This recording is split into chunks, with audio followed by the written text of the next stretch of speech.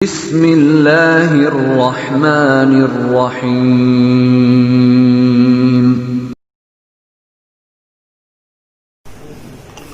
السلام علیکم ورحمۃ اللہ وبرکاتہ۔ الحمد للہ وکفی وسلام علی عبادہ الذین اصطفی، اما بعد۔ قال النبی صلی اللہ علیہ وسلم: لا تصلی الا الی سترۃ۔ ناظرین کرام، برادران اسلام، میری عفت ماؤں، بہنوں اور بیٹیوں، آج کے درس کا موضوع ہے نماز میں سترہ کی اہمیت۔ سترہ کا لغوی معنی ہے اوٹ، رکاوٹ یا پردہ، اور شریعت کی اصطلاح میں سترہ اس چیز کو کہا جاتا ہے جسے نمازی نماز کے وقت اپنے سامنے رکھ لے، مثلا لکڑی، ستون یا دیوار وغیرہ۔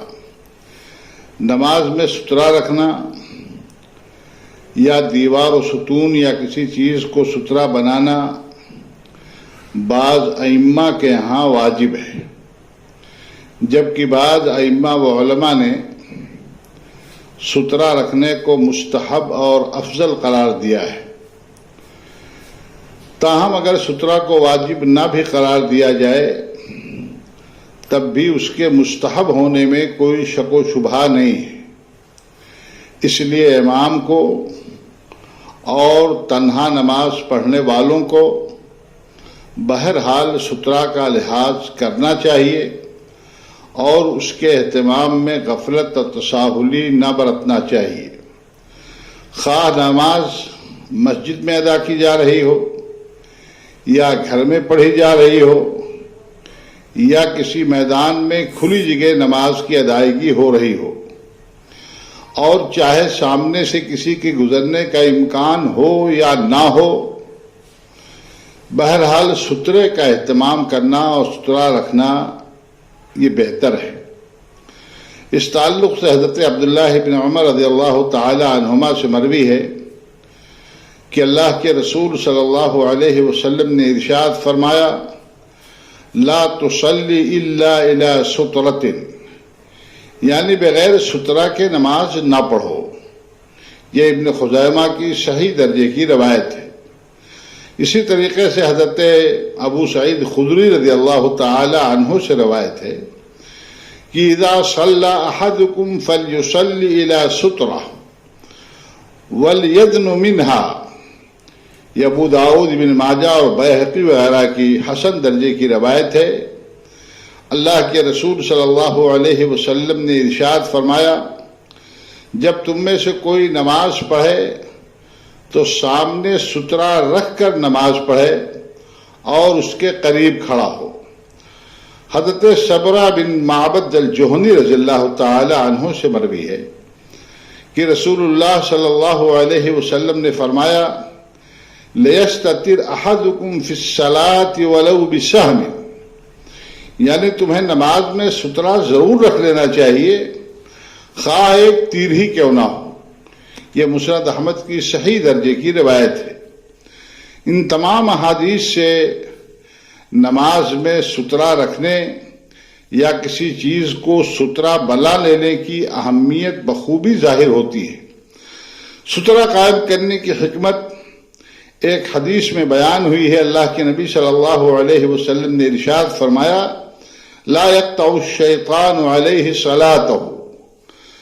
سترہ اس لیے قائم کرنا چاہیے، سترہ اس لیے رکھنا چاہیے تاکہ شیطان انسان کی نماز کاٹ نہ ڈالے۔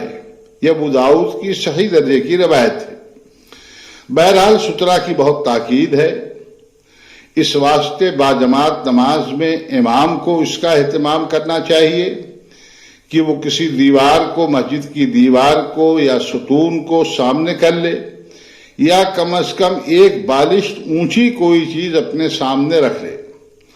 اگر امام سترہ رکھ لیتا ہے یا کسی چیز کو سترہ بنا لیتا ہے تو مقتدیوں کی طرف سے امام کا سترہ کفایت کر جائے گا، دوسرے نمازیوں کو ستھرا رکھنے کی ضرورت نہیں ہے۔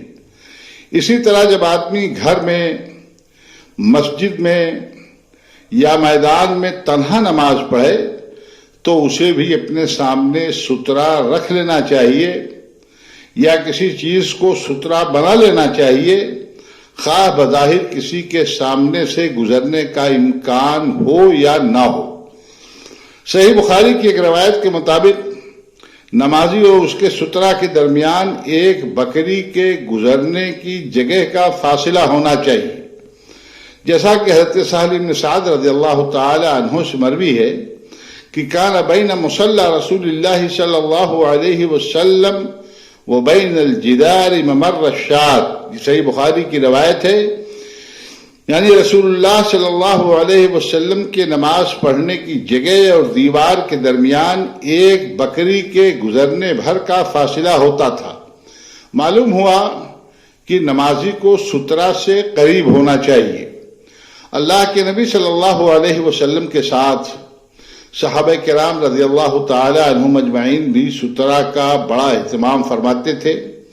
چنانچہ صحیح بخاری میں حضرت انس بن مالک رضی اللہ تعالی عنہ سے مروی ہے کہ لقد رأيت كبار اصحاب النبي صلی اللہ علیہ وسلم يبتدرون السواري عند المغرب، یہ صحیح بخاری کی روایت ہے۔ حضرت انس بن مالک رضی اللہ تعالی عنہ بیان کرتے ہیں کہ میں نے نبی کریم صلی اللہ علیہ وسلم کے بڑے بڑے صحابہ کرام کو دیکھا کہ یہ حضرات مغرب کی سنتیں پڑھنے کے لیے ستونوں کی طرف لپکتے تھے۔ اگر کسی شخص نے سترا رکھا ہے تو اس کے اور سترا کے درمیان سے کسی کو گزرنے کی اجازت نہیں ہے، اور اگر کوئی گزرنا چاہے تو حدیث میں آیا ہے کہ اسے روک دینا چاہیے، جیسا کہ صحیحین کی روایت میں ہے کہ رسول اللہ صلی اللہ علیہ وسلم نے فرمایا، جب تم میں سے کوئی سترا قائم کر کے نماز پڑھنے لگے اور کوئی آدمی اس کے سامنے سے یعنی سترا اور نمازی کے درمیان سے گزرنے کی کوشش کرے یا گزرنے لگے تو نمازی کو چاہیے کہ اس گزرنے والے کو روکنے کی کوشش کرے، اور اگر وہ باز نہ آئے تو اس سے لڑ جائے، کیونکہ وہ شیطان ہے۔ البتہ سترا کے آگے سے گزرے تو کوئی حرج نہیں ہے، یعنی کسی نے سترا قائم کر لیا کسی چیز کو اور اس کے آگے سے کوئی آدمی گزر رہا ہے تو اس کے گزرنے میں کوئی حرج نہیں ہے۔ ایک بات کی وضاحت اور مناسب ہے کہ سترا کے لیے لکیر کھینچنے والی حدیث کو علامہ البانی رحمہ اللہ نے ضعیف قرار دیا ہے، یعنی کوئی چیز اگر سترا بنانے کے لیے نہ ملے تو ایک ضعیف حدیث میں آتا ہے کہ آدمی لکیر کھینچ لے، لیکن یہ روایت ضعیف ہے، اس لیے مناسب ہے کہ لکیر کو سترا نہ بنایا جائے، اور لکیر کو سترا بنانا یہ درست نہیں ہے۔ بر صغیر کے مسلمانوں کے ہاں سترا کے تعلق سے کافی غفلت پائی جاتی ہے، اس لیے ضرورت ہے کہ ہم لوگ اس کی اہمیت کو سمجھیں اور ہر جگہ سترا کے اہتمام کی کوشش کریں۔ اللہ تعالی ہم تمام مسلمانوں کو شریعت کے تمام احکام کو صحیح طور پر سمجھنے کی اور ان سب پر عمل کرنے کی توفیق بخشے، آمین۔ وآخر دعوانا ان الحمد للہ رب العالمین، والسلام علیکم ورحمۃ اللہ وبرکاتہ۔